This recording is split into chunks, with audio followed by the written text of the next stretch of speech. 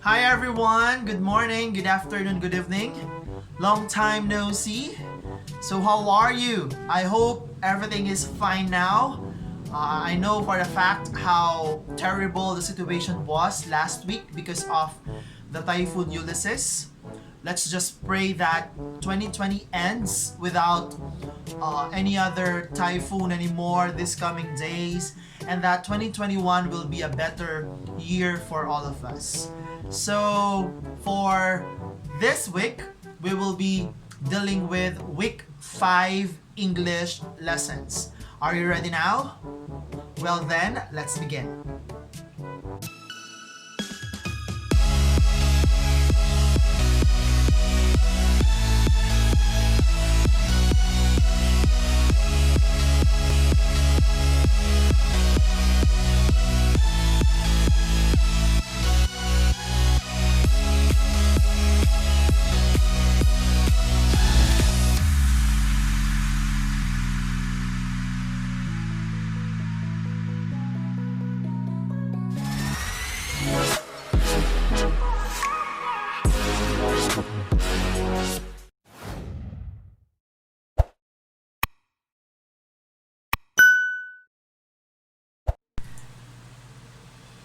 Alright, so let us now have our week 5 lesson for English 9. So we are already in the 5th week.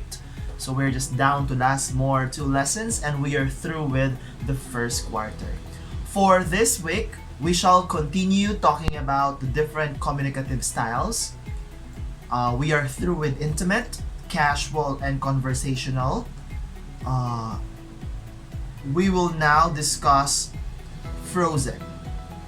Okay? We shall now discuss frozen. Employ appropriate communicative styles for various situations. Now, the lesson for today is just a continuation of what we have started. So just to reiterate and emphasize, it is very important to remember that communication is a process of achieving common understanding among us human beings by sharing ideas, feelings, facts, information, and views. So we have to remember that communication takes place when there is a sender of a message of course, a receiver of a message that throws back a feedback to the sender until the process goes on and on and on. Okay? And it is also very important to remember that one unique characteristics of us human beings is that we can communicate. Unlike other entities in the world, they cannot communicate clearly. So it is essential to humans as well as to an organization. Okay? Now, talking about frozen style, when we say frozen style, it is a fixed.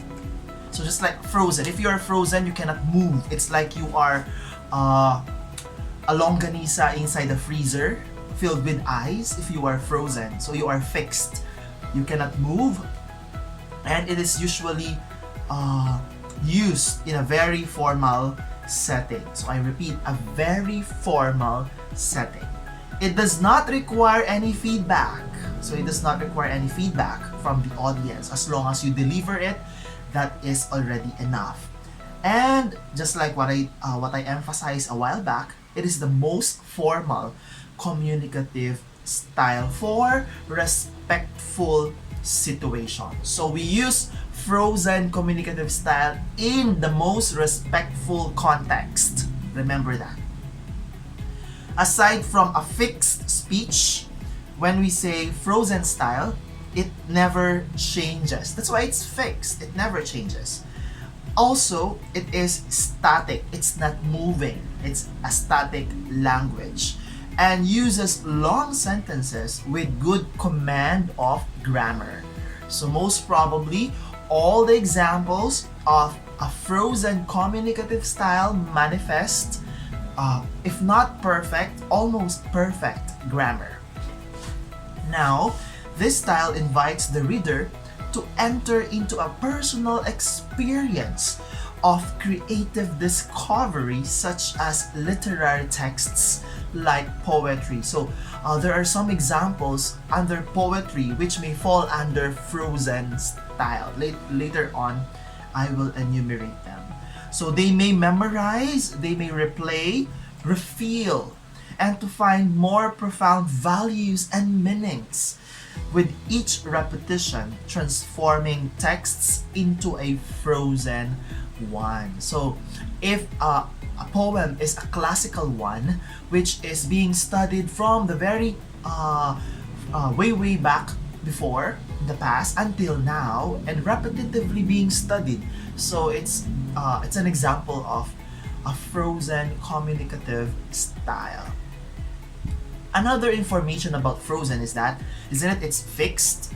It never changes. It is static. It's very formal in the most formal, respectful situation. Also, it uses customary, ritualized expressions that allow listeners or readers to identify large speech event in which it is embedded. Okay? What are the examples under frozen? So it could be pledges, anthems like the national anthem of the Philippines, marriage ceremonies, those fixed statements like being asked if you will stay together through the worst and to the best times of your lives. I forgot the exact statements, but in a marriage ceremony, isn't it? They vow, they have vows. So these vows are examples of not the ones they create, okay, but the ones they have to repeat. So these are the frozen expressions. Laws, poetry, and examples are Shakespearean plays, like for example, Romeo and Juliet. Oh Romeo, Romeo, wherefore art thou Romeo? And then the other lines of Juliet and Romeo. Funerals, judicial sentencing, contracts, wills, and others. So these are all examples of frozen communication. The characteristic of pronunciation is monotone.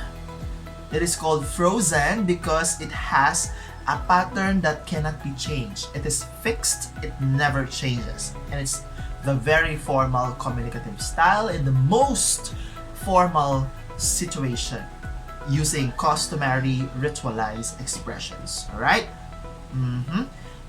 It's composed of long sentence than the others. Remember also that.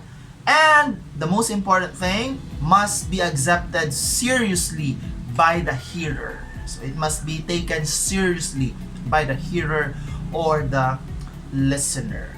Okay? Alright. Now, let's have the activities. This one is just too short. Okay, activities to test whether you have understood what we just discussed. Let's start with the first one. Exercise A. Write T before each number if the statement is true, and F if the statement is false. Number 1. Communication is a process of achieving common understanding by sharing ideas, feelings, facts, information, and views. I think this one is the first sentence in our discussion. This one is T or true. Let's check. Communication is a process of achieving. Yeah, it's the first one, so it's true. Exercise B. Alright, so we have here examples of communicative style. Identify whether they are correct or incorrect examples of frozen by writing check mark if it is correct and X mark if it is not. Alright. A birthday wish, is it changing? Yeah. Each celebrator has his or her own birthday wish. So this one is not an example. Journalist's creed, this one is an example. A friendly letter, this one is not example. It changes. The Philippine Constitution, alright, it's an example. So you consider the other items given, alright? Letter C. Now we have here a Venn diagram, so we have to differentiate conversational or formal from frozen speech style. Write 3 words or phrases or sentences to differentiate the two styles. Conversational, formal. This one, very formal. Both are communicative styles. So I gave already 1. Continue writing 2 and 3 for each space. Differences and similarities. Alright? The last one, exercise D. Identify whether the following pictures or situations employ frozen style of communication. Let us see this one. By writing FS or X. Scout singing Philippine National Anthem. So it's an anthem. So this one is frozen. FS. Okay? Continue answering the other items. So let us now proceed to the last part, to the reflection. Put a check mark on the blank which corresponds to how well you learned the lesson. I now know what frozen style of communication is. So most probably these are all yeses. And then you are to write a short essay. What did I learn from today's lesson? I learned that frozen style is considered the fixed language or fixed speech, blah blah blah. Alright? So, there you have it. Thank you very much for listening. I hope somehow I was able to explain clearly or help you understand better the discussion in your learning activity sheet. See you again next week for our week 6 lesson. And do not forget to follow me or add me in my social media accounts, in my Instagram, in my Twitter, in my FB account, and of course, don't forget to subscribe in my channel. Alright? Bye-bye! Have a nice day!